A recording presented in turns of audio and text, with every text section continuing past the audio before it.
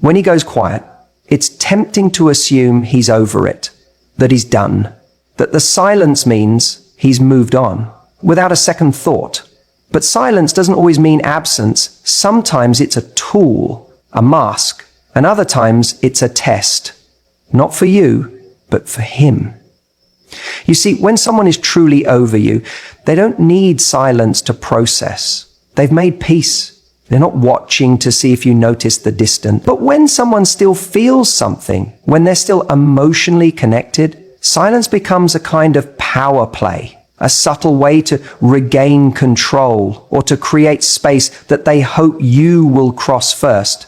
Think about it. If someone had really moved on, they wouldn't need to disappear to prove it. They'd be genuinely indifferent, not strategically distant. But silence that feels calculated, that's not peace. That's someone trying to reset the emotional playing field. There's a particular kind of silence that comes not from closure, but from conflict, internal conflict. A person can be battling within themselves, trying to convince themselves they don't care, while their thoughts are still circling back to you. And that's the tricky thing about emotional attachment. It doesn't always come out as direct communication. In fact, when someone is emotionally attached, they often don't say it. They go quiet, hoping the quiet will say it for them, or hoping it will protect them from the vulnerability they don't want to show. But here's the catch. That very silence becomes a mirror, not for you, but for them. When the conversations stop and the attention fades, the echo chamber of their own mind starts to amplify everything they tried to ignore. Memories, regrets, the tension between who they pretend to be and what they actually feel. I've seen it so many times. A guy walks away, acting like he's fine. He doesn't check in. Maybe he even starts dating someone else. But deep down, his emotional attachment hasn't gone anywhere. He's just trying to suffocate it with distractions, or pride, or a fear of what happens if he admits he still cares. So he fakes detachment. He performs this moving on act, but that performance crumbles when he's alone. When the noise dies down and no one is watching, that's when it hits him. Silence, in that moment, is no longer power, it becomes exposure, because he's left with only his thoughts. And if those thoughts keep bringing him back to you, then no amount of pretending can drown that out. That's the thing about emotional connections. They don't just disappear because someone stops talking. Real emotional ties outlive contact. They show up in the space between messages, in the reaction he has when he sees your name, in the way he hesitates before reaching out, not because he doesn't want to, but because he does, and he doesn't know how to anymore. So when you're on the receiving end of that silence, don't rush to fill it. Don't chase after an answer, because the truth is, if someone is truly done, their actions speak clearly. But when someone is silent and still watching, still reacting, still lingering, that's not closure, that's confusion. That's someone wrestling with the emotions they don't know how to handle or express. What often happens next is a delayed reappearance. They resurface, sometimes weeks, sometimes months later, with a casual message. Hey, have you been? Or a memory from the past. And you might wonder, why now? But that moment didn't come from nowhere. It came from all the noise they sat with in your absence. The silence didn't clear their feelings, it clarified them. So the question isn't just whether he's silent. The real question is, what is that silence protecting? If it's peace, you'll know. But if it's pride, fear, or longing, you'll feel that too. Because silence, when someone is still emotionally attached, is never truly quiet. It's full of tension, full of what's unsaid, and full of the emotions he's trying not to admit, even to himself. So, don't be fooled by the act. The real test of emotional detachment isn't in the silence itself. It's in what that silence reveals. He may pose, smile, and act unbothered, but the need to appear over you is often a sign he's not. See, emotional attachment doesn't disappear overnight. It doesn't have an off switch. What often happens is that it goes underground, tucked away beneath ego, pride, and the desperate need to look strong. It's not that he doesn't feel anything anymore. It's that he's terrified of looking like he does. Let's be honest, moving on has become a performance in the modern world. We've trained ourselves to equate silence and detachment with strength. We reward the one who looks the least affected, the person who posts first, who goes out first, who shows the world how free they are. They're seen as the winner. But here's the truth. When someone rushes to prove they're over you, they're often just trying to convince themselves. When someone truly lets go, they don't need to showcase their independence. They live it quietly. They feel peace. They feel clarity. But when he's still emotionally attached, that silence isn't peace, it's pressure. It's a tug of war between the image he wants to present and the feelings he's trying to suppress. And in that war, ego usually becomes his shield. He might be silent, but it's not because he doesn't care. It's because speaking, admitting he's still affected, makes him vulnerable. And vulnerability for many men feels like weakness. So instead, he chooses the path that protects his pride. That means no contact. That means acting as if nothing ever touched him deeply. But that doesn't mean he's healed. It means he's hiding. In fact, the more effort someone puts into seeming unbothered, the more likely it is that they are bothered. You don't run from something that doesn't matter to you. You don't try to prove anything about something that's truly over in your heart. And that's the trap of emotional performance. It looks like freedom, but it's often just resistance. Here's where it gets interesting. That resistance shows up in ways that feel confusing to you. You start asking yourself, if he doesn't care, why is he watching my stories? Why does he still ask our mutual friends about me? Why does he get weirdly distant and cold when I look happy? Because he's not detached. He's just desperate not to show that he's still attached. That emotional tether is still there, pulling in quiet ways. But instead of facing that pull, instead of owning that there's still an emotional tie, he doubles down on silence. He tells himself that silence is power. But if he says nothing, feels nothing, reacts to nothing, he wins. And in that game, ego feeds him. Because ego hates discomfort. Ego tells him, you don't need her. You're above this. Stay quiet. Stay cool. But underneath, ego lives emotion. And emotion doesn't care about your pride. It sneaks up on you at night. It reminds you of the good moments. It catches you off guard when you smell her perfume on someone else or hear that song on the radio, and then it stings. Because that silence he chose, it didn't stop the memories from playing. It didn't delete the attachment. It just buried it under layers of denial. That's why the silence becomes so loud. Because he's not expressing anything. He's not releasing it. He's just pushing it down. And eventually what we suppress always resurfaces. It shows up in short temper, in emotional unavailability, in rebound connections that don't feel right. It shows up when he realizes he's with someone new, but still comparing her to you. That's not peace. That's residue.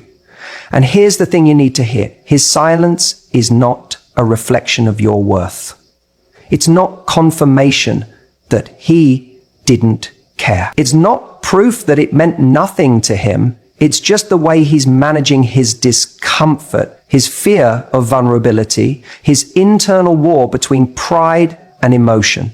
And if you keep interpreting his silence as detachment, you'll miss the truth. The truth is, he's faking it, not to hurt you, not to play games, because he doesn't know how to be both affected and honest at the same time. And you're in the middle of that silence, wondering if it ever mattered. You're reading into the absence of words as if that's the final story. But it's not. It's just the part he doesn't have the courage to write out loud. Sometimes silence isn't peace.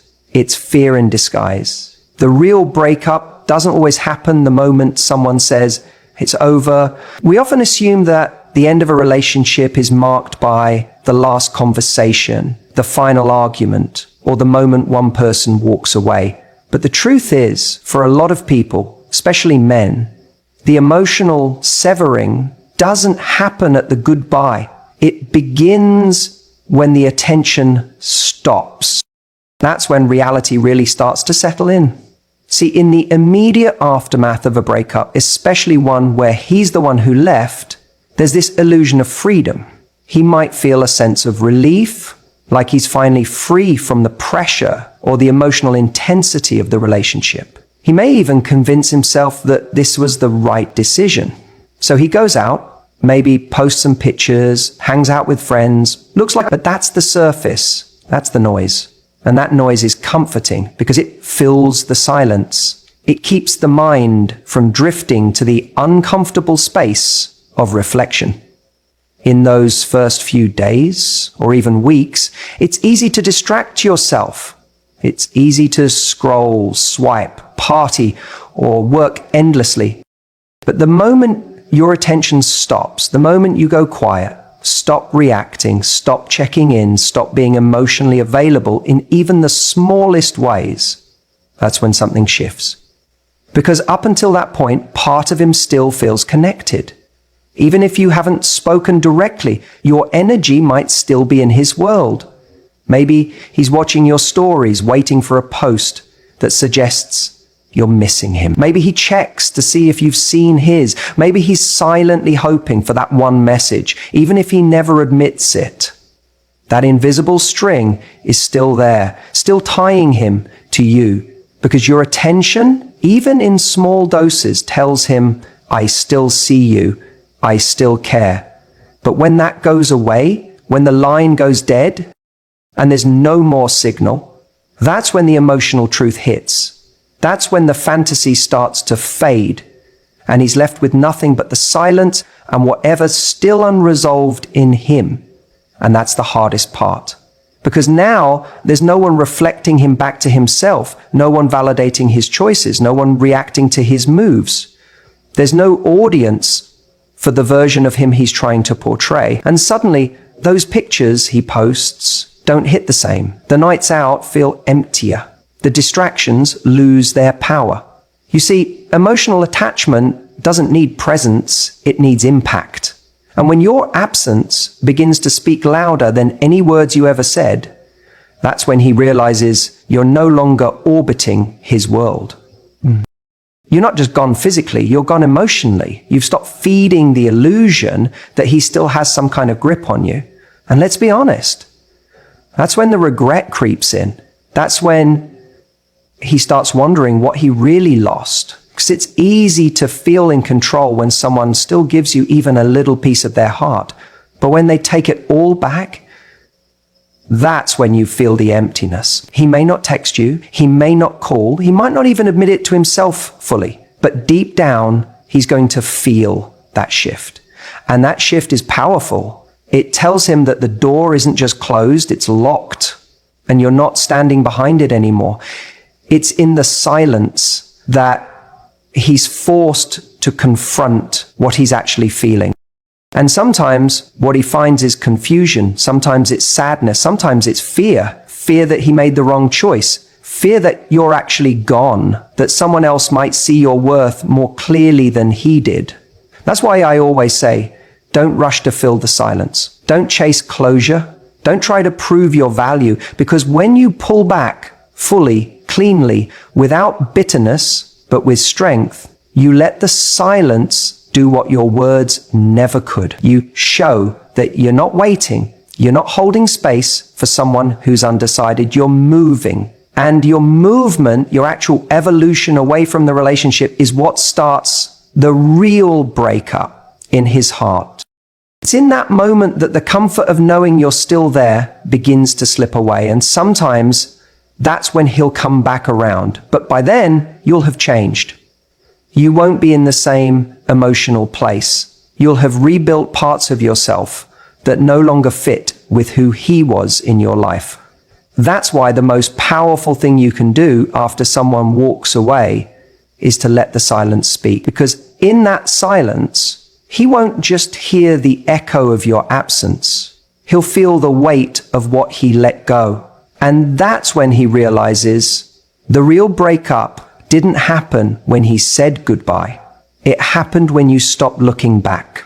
When you cut off contact with someone, when you stop calling, stop texting, stop checking in, you create silence. And for a lot of people, silence feels like the end, like it's done, finished, that's it. But what they don't understand is that silence isn't just emptiness. Silence echoes, and that echo over time can be deafening. You see, when someone is emotionally attached to you, even if they're pretending they've moved on, even if they're going out, living their life, dating other people, that silence doesn't sit quietly in the background. It starts to stir things up. At first, they might feel relief, space, maybe even power. But slowly, silence starts to do its work, because without the constant reassurance of your presence, your messages, your voice, your little check-ins, they're left alone with their thoughts. And that's when it gets real. When you stop giving someone your energy, you force them to confront the reality of losing you. Not the fantasy of being strong and over it, but the actual lived experience of what it means when you're no longer there. And here's what happens. The mind begins to talk. It starts running through scenarios. Is she thinking about me? Did she really move on? Was she really that happy with me? Or did I imagine it? The silence you leave behind becomes fertile ground for overthinking, doubt, and nostalgia. And this is where emotional attachment exposes itself. Because if he was truly done, if he was genuinely free of that emotional bond, then the silence wouldn't matter. It would feel neutral. But if he's still tied to you emotionally, if he's still carrying unspoken feelings, unresolved regrets, unhealed wounds, then the silence becomes unbearable. It becomes a mirror, reflecting everything he's trying to avoid. It's easy for someone to fake moving on when there's still communication, when you're still accessible, when they can still look at your stories, reply to a text, get some form of validation from you, even if it's subtle. But when that disappears, they can't mask their detachment anymore, because now they don't get to know how you're doing. They can't control how you remember them. They're locked out of your world, and that unknown is where the anxiety lives. This is why silence is so powerful, because it forces emotional honesty, not from you, from them. It's no longer about what you're saying or doing to keep them connected. It's about what they feel when you do nothing. That's the moment you start to see the truth. There's a difference between letting go and just trying to suppress your feelings. So many people act like they've moved on by staying busy, surrounding themselves with distractions, maybe even dating again. But if those emotions haven't been processed, if there's still an emotional debt left unpaid, silence will expose. Because when everything goes quiet, when the distractions aren't there, when no one's feeding their ego, that attachment starts to whisper. Sometimes it shouts. This is why you might suddenly hear from someone weeks or months after you go silent. They'll tell themselves they're just checking in, being polite, or that they randomly thought of you. But that's not random. That's silence doing its work. That's the emotional attachment pulling at them, demanding closure, clarity, or another shot.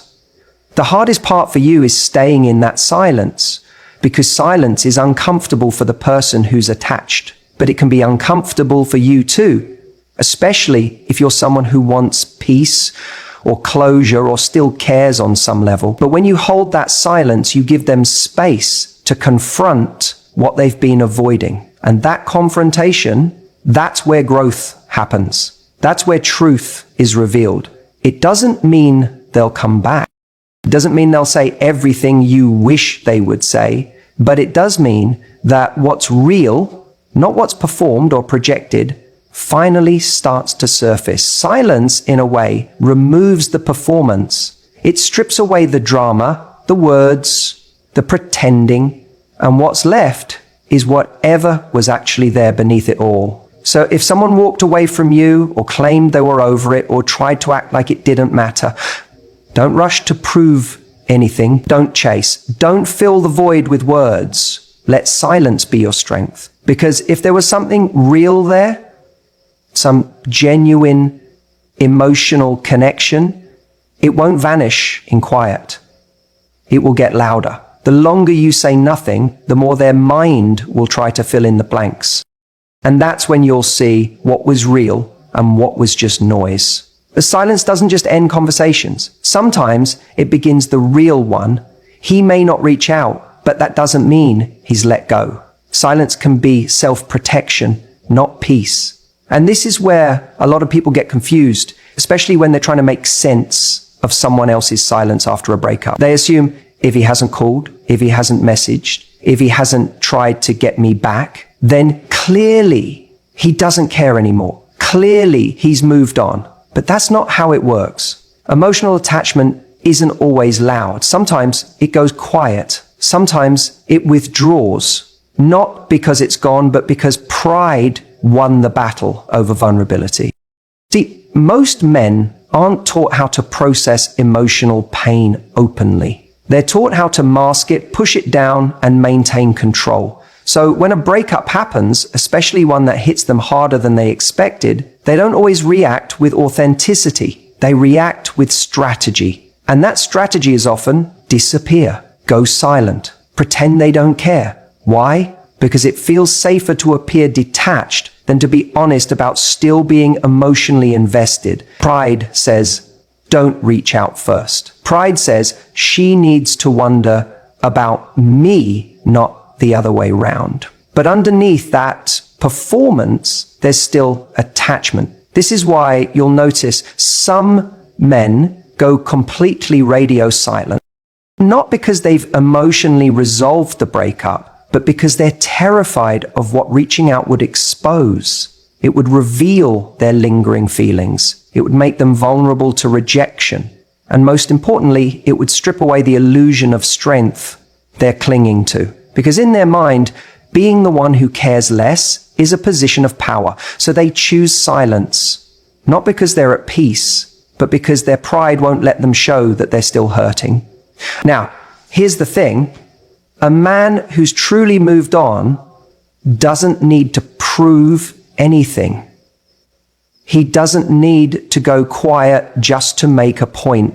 He doesn't need to avoid contact just to protect his ego.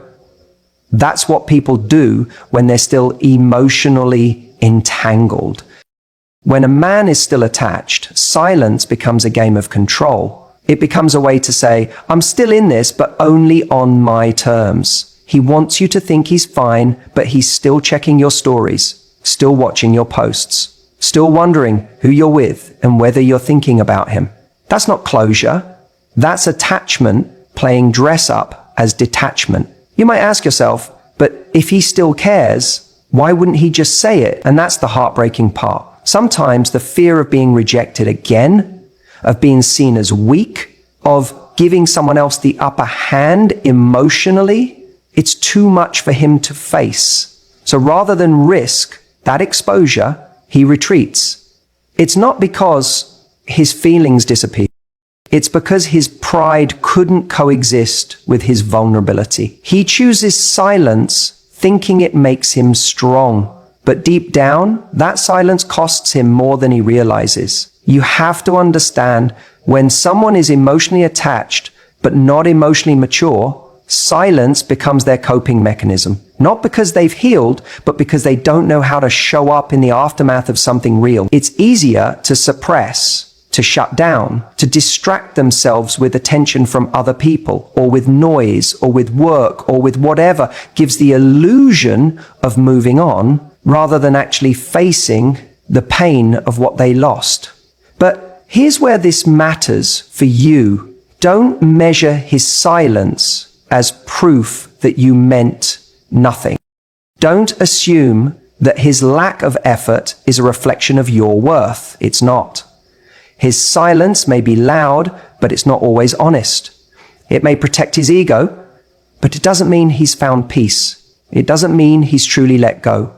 And most importantly, it doesn't mean he's stronger than you, because you, the one who's willing to face the pain, who's brave enough to process it, to talk about it, to feel it fully, you're the strong one. You're the one who's actually healing. And that might not be glamorous. It might not look like power, but it is power, because you're not hiding behind silence. You're not pretending. You're doing the real work. So if you're tempted to break your silence just to see if he'll respond, pause. If you're tempted to chase after some kind of validation, ask yourself, are you really seeking answers? Or are you trying to soothe your ego in the same way he is? Because truthfully, if someone can't meet you with the same emotional courage and honesty you bring to the table, then what are you actually fighting to hold on to? Sometimes silence is a wall. Sometimes it's a mirror. And sometimes it's a confession that pride is louder than love. Let him keep his silence. It says more than his words ever could. If he's truly moved on, he won't feel the need to prove it. That's the thing most people miss when they're obsessing over what their ex is posting, who they're seen with, or how fast they seem to have healed. We start studying their every move like it's some coded message about their emotional state. But the truth is much simpler. When someone is really over you, genuinely at peace, genuinely healed, they aren't trying to show you anything. They're just living quietly, calmly, without performance. But if he's doing the opposite, if he's trying to show you he's thriving, if he's showcasing his nights out, laughing with new people, uploading the gym selfies or sending cryptic quotes to his story, that's not peace, that's noise. That's an emotional residue trying to distract itself. It's performance art for an audience of one, you. Because real healing doesn't need validation. It doesn't need to be broadcast. It just is. People fake moving on all the time. They jump into situationships. They use others as emotional bandages. They push themselves to look happier, more successful, more independent than they actually feel. But underneath that curated version of strength, there's often a quiet panic, a fear of facing the stillness. And why? Because silence, real silence, exposes what you're still holding on to. In silence, there's no one to impress, no one to convince. And that's when the truth creeps in. That's when you realize how much someone meant to you. That's when you realize you're not actually over it, you're just avoiding it. So when a guy's silence is truly rooted in peace, you won't feel him trying to pull your attention back.